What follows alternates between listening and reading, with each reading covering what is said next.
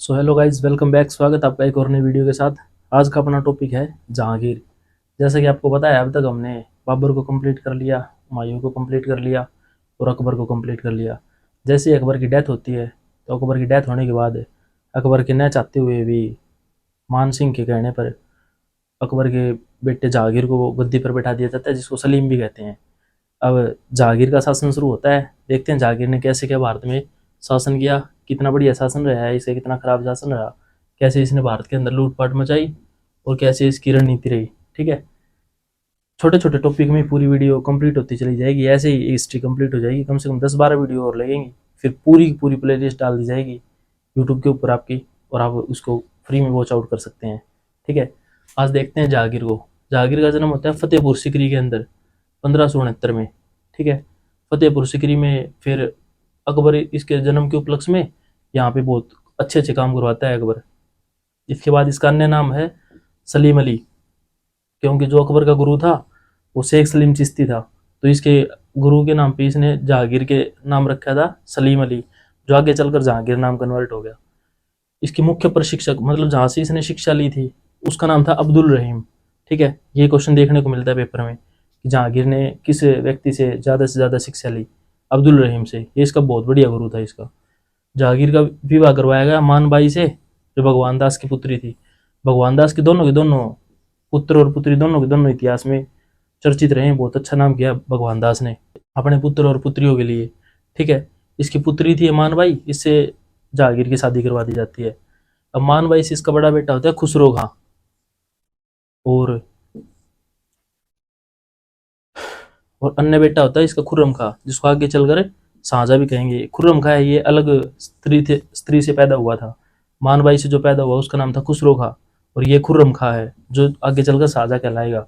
और 1605 से 1627 तक जहांगीर पढ़ेंगे, उसके बाद हम शाहजहां को पढ़ेंगे 1627 से लेकर 1658 तक। उसके बाद औरंगजेब आ जाएगा। ठीक है, भगवान दास का पुत्र था एक मान सिंह, जिसको नवरत्न रखा गया था अकबर ने। पुत्र को तो रखवा दिया नवरत्न मान सिंह को, और अपनी बेटी के शादी करवा दी गई मानबाई जहांगीर से। ठीक है, देखो अपने बेटे और बेटियों के लिए कितना काम करके गया भगवान दास। ऐसी इसकी पुत्री है मानबाई। इसके बाद 1606 में खुसरो खान ने विद्रोह कर दिया। जैसे जहांगीर विद्रोह करता था ना अपने पिता के खिलाफ, वैसे ही खुसरो खान ने विद्रोह कर दिया अपने जहांगीर के खिलाफ। ठीक है, इसकी शरण दी अर्जुन देव ने, और फिर जहांगीर क्या करेगा, अर्जुन देव सिखों का 5वां गुरु।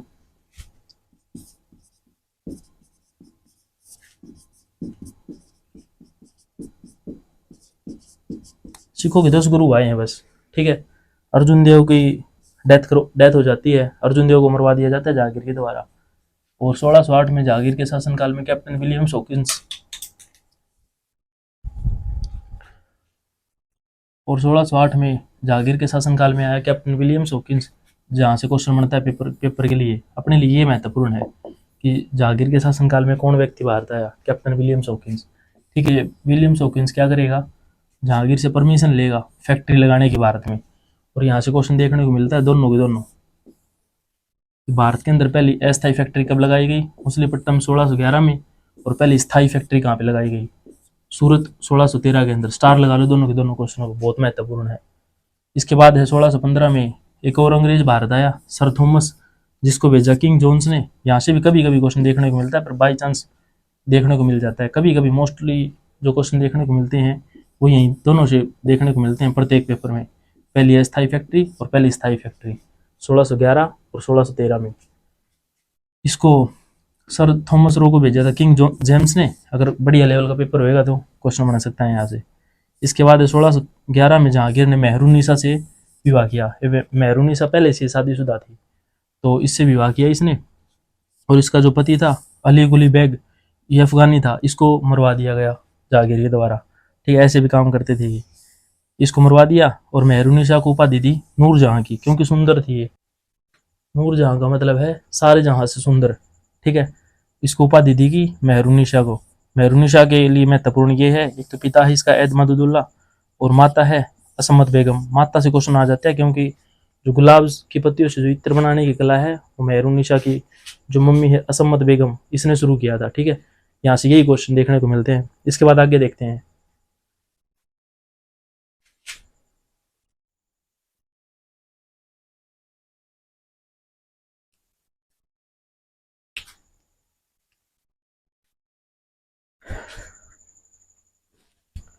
इसके बाद आगे देखते हैं जहांगीर के द्वारा किया गया एक महत्वपूर्ण कार्य। जहांगीर ने एक न्याय की जंजीर बनवाई थी। जब भी मेरे शासन में किसी को कोई भी दिक्कत हो तो चाहे आधी रात को आओ, और बाहर से घंटियां लगवा दी गई थी। ऐसे जैसे दरबार है, यहाँ पे राजा बैठता है, दरबार के बाहर चैन खींचने की व्यवस्था बना दी, और इन चैन को जोड़ दिया घंटियां घंटियां घंटियां, बहुत सारी घंटियां लगा के दरबार के अंदर तक। अगर बाहर को आधी रात को भी आके घंटी बजाएगा न्याय के लिए, तो पूरी घंटियों की आवाज़ पूरे दरबार में सुनाई देगी, पूरे महल में, और उसकी जो भी प्रॉब्लम है उसको सोल्व कर दिया जाएगा। ऐसा काम करवाया जहांगीर के द्वारा। ठीक है, तो न्याय की जंजीर इकलौता चालू करवाने वाला मुगल बादशाह था जहांगीर। ये महत्वपूर्ण क्वेश्चन देखने को मिलता है। न्याय की जंजीर किसने करवाई? जहांगीर ने। और इसने क्या करवाया? इसने तंबाकू का जो सेवन था उसके ऊपर प्रतिबंध लगवा दिया कि आज के बाद कोई भी तंबाकू का सेवन नहीं करेगा। और हिंदुओं को दिवाली पर जुआ खेलने की अनुमति देने वाला मुगल बादशाह जहांगीर था। दिवाली जो त्यौहार है ना, इसको 1667 के अंदर बंद करवा दिया जाएगा औरंगजेब के द्वारा। और 1667 के बाद चालू है फिर 15 अगस्त 1947 को।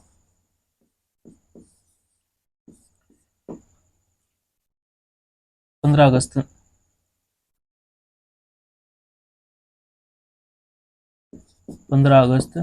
1947 को जब जब हम लोग आज़ाद हुए, तब वापस दिवाली बनाने का अवसर मिला हमको। 1667 में औरंगजेब के द्वारा दिवाली त्यौहार को बंद करवा दिया जाएगा, और दिवाली के ऊपर जुआ खेलने की अनुमति हिंदुओं को देने वाला मुगल बादशाह जहांगीर कहलाएगा। ठीक है, यहाँ से क्वेश्चन देखने को मिलता है, न्याय की जंजीर किसने चालू करवाई? जहांगीर ने। इसके बाद 1617 में खुर्रम का अहमदनगर अभियान। खुर्रम खां को इसने भेजा अहमदनगर को जीतने के लिए, और अहमदनगर को जीत लिया खुर्रम खां ने। तो शाहजहां ने फिर जहांगीर ने खुश होके इसको उपाधि दी शाहजहां की। ये उपाधि मिल गई अब इसको शाहजहां की। इसके काल को चित्रकला का स्वर्ण काल कहा जाता है। वैसे तो हुमायूं और जहांगीर के दोनों के काल को चित्रकला का स्वर्ण काल कहा जाता है। और बढ़िया चित्रकार थे इनमें हुमायूं, खुद चित्रकारी करता था। और जहांगीर का चित्रकार था उस्ताद मसूर। ठीक है, 1627 में जहांगीर की मृत्यु हो जाती है। मकबरा बनाया है लाहौर के अंदर। जहांगीर की जो आत्मकथा है, मतलब खुद जो स्टोरी लिखते थे, खुद की कहानी लिखते थे, ऐसे दो ही मुगल बादशाह हैं, एक तो बाबर और एक जहांगीर। जहांगीर की आत्मकथा का नाम है तुजक जहांगीरी, जिसको पूरा करवाया बाद में मोतियाबिंद खान ने। इसको जहांगीरनामा भी कहते हैं। इस जहांगीरनामा को पूरा करवाने वाला व्यक्ति है मोतियाबिंद खान। ठीक है, इसके बाद जहांगीर के बाद शासक बना शाहजहां और खुर्रम। यही खुर्रम का नाम बदल के उपाधि जो दे दी गई शाहजहां की, यही आगे चल के शासन करेगा भारत के ऊपर 1627 से लेकर 1658 तक। इसके बाद फिर औरंगजेब आ जाएगा। ठीक है, आगे देखते हैं अब।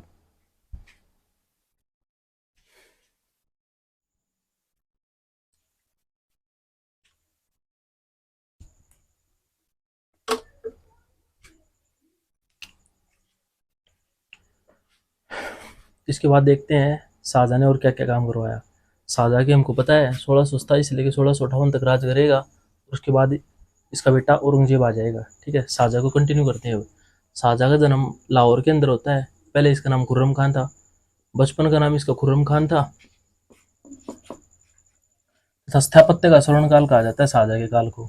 1612 में शाहजहां का विवाह करवा दिया जाता है अर्जुन बानो बेगम से, जो आगे चलकर मुमताज महल के नाम से प्रसिद्ध होगी, और जिसके मृत्यु के ऊपर शोक के लिए ये करवाएगा ताजमहल का निर्माण। अब इसका नाम बना दिया गया मुमताज महल। खुश होकर उपाधि दी गई इसको शाहजहां ने अर्जुन बानो बेगम को। मुमताज से इसके 14 बच्चे हुए, जिसमें से 7 की तभी डेथ होगी। ठीक है, और 7 बच्चे जीवित बचे। 7 जीवित बचे तथा 14 बच्चों को जन्म के समय मृत्यु हो गई। जब 14वें बच्चे को जन्म दे रही थी मुमताज महल, उस समय उसकी डेथ हो गई। ठीक है, जिसमें से 4 इसके बेटे हुए और 3 इसकी बेटियां हुई। अब 4 बेटों का क्या क्या जिक्र है। पहला बेटा है दारा शिकोह, दूसरा बेटा औरंगजेब, और तीसरा बेटा शाह शुजा, और चौथा बेटा है मुराद बख्श। ठीक है, 3 बेटियां हैं, जहां आरा, रोशन आरा और सोहन आरा। 3 बेटियां 4 बेटे, 7 बच्चे जीवित बचे, 7 की डेथ होगी। इसके बाद 1631 में मुमताज की मृत्यु के शोक में ताजमहल का निर्माण करवाया यमुना नदी के किनारे। आप सभी को पता ही है ये बात तो, पर ये क्वेश्चन देखने को मिलता है कब निर्माण करवाया। 1631 में शाहजहां के द्वारा निर्माण करवाया गया। तकरीबन 22 सालों तक काम चला ताजमहल का, और 22 वर्ष में जाके तैयार हो गया पूरा ताजमहल। ये ताजमहल से रिलेटेड ये क्वेश्चन कुछ देखने को मिलते हैं कि ताजमहल के अंदर जो पत्थर यूज किया गया है मार्बल का, वो कहाँ से मंगवाया गया है। राजस्थान के मकरान से मंगवाया गया, जो सफेद संगमरमर भी कहते हैं जिसको, ठीक है।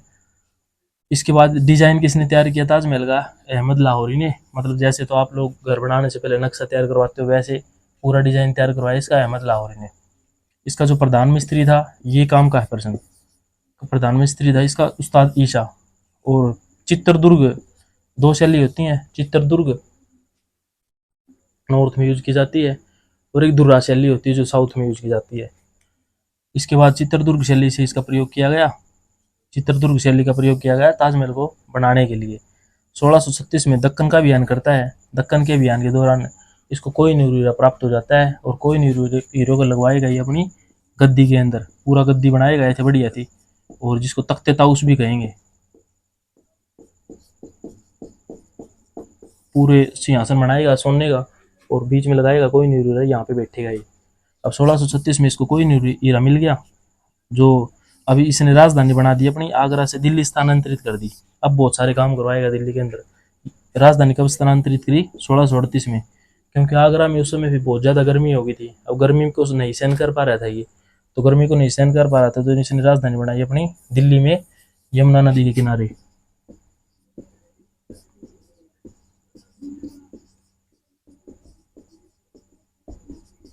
क्योंकि ठंडी ठंडी चाहिए इसको, ठंडी ठंडी हवा लेगा वहाँ पे और रेस्ट करेगा। इसके बाद शहर बसाया इसने दिल्ली में आती शाहजहानाबाद नाम से।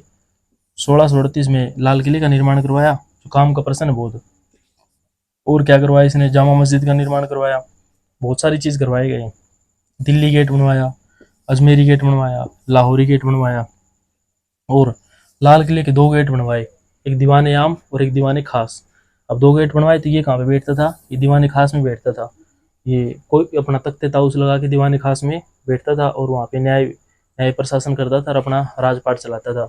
अब इतने सारे काम करवाए, तो इसके जो वंशज हैं, जैसे 4 बेटे हैं, इन चारों के चारों बेटों को चिंता होने लगी कि ये तो सारा धन दौलत लुटा देगा। अब हम जब आगे आएंगे, राज करेंगे, तो हम क्या करेंगे? सारा धन दौलत लुटाने वाला मुगल बादशाह शाहजहां कहलाएगा। इसके बाद आगे देखते हैं।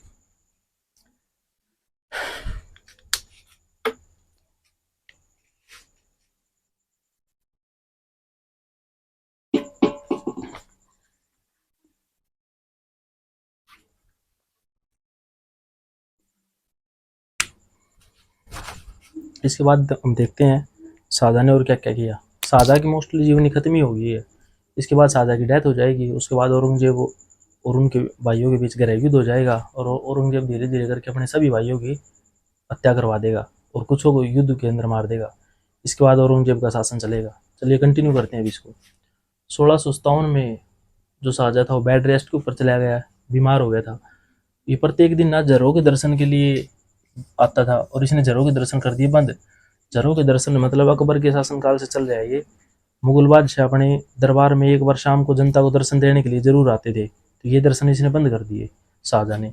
अब जैसे ही इसने दर्शन बंद किए तो जनता के अंदर एक आक्रोश फैल गया कि शाहजहां की डेथ हो गई है, तो फिर जनता ऐसे करके विद्रोह न कर दे, इसके लिए शाहजहां ने क्या किया? शाहजहां ने अपना जो बड़ा बेटा था ना, दारा शिकोह, इसको राजगद्दी दे दिया और बादशाह घोषित कर दिया। शाहजहां बीमार हो गया और जनता ने सोचा बादशाह की मृत्यु हो गई है, तो इसके लिए शाहजहां ने दारा शिकोह को बादशाह घोषित कर दिया और खुद रेस्ट के ऊपर चला गया। अब इसको बादशाह बनाया तो बेटों के अंदर गृह युद्ध होना निश्चित बात है। मुगल बादशाहों में ऐसा ही चलता रहता था।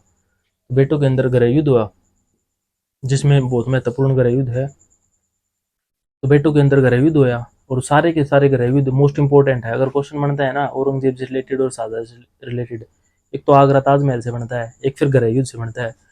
तो बहादुरपुर का युद्ध शाह सूजा और जो उसकी मुगलों की आर्मी शाही सेना थी उनके बीच में हुआ, और जो ये शाही सेना ने जीत लिया और शाह सूजा भाग के वापस से बंगाल चला गया। अब औरंगजेब ने दिमाग लगाया कि मुगलों की जो आर्मी है ना उसको हराना इतना आसान नहीं है, तो इसने एक बढ़िया सा प्लान बनाया और अपना जो भाई था ये मुराद बख्श, इसको अपने अंडर कर लिया और कहा कि हम दोनों मिलकर राजपाट करेंगे और दोनों मिलकर पहले तो सारे भाइयों को हरा देते हैं। अब 1658 में दरमट का युद्ध मोस्ट इंपोर्टेंट युद्ध है। ये पेपर में देखने को मिलता है कि दरमट का युद्ध कब हुआ? 1658 के अंदर, 1658, ठीक है। इसके बाद औरंगजेब और मुराद बख्श दोनों एक साइड हो गए और शाही आर्मी को इन्होंने दोनों ने मिलकर हरा दिया पूरी की पूरी शाही आर्मी को दरमट के युद्ध के अंदर। इसके बाद 1658 में मामूशद का युद्ध, औरंगजेब और मुराद बख्श एक साइड हैं और एक साइड दारा शिकोह है। दारा शिकोह को इन्होंने यहीं पे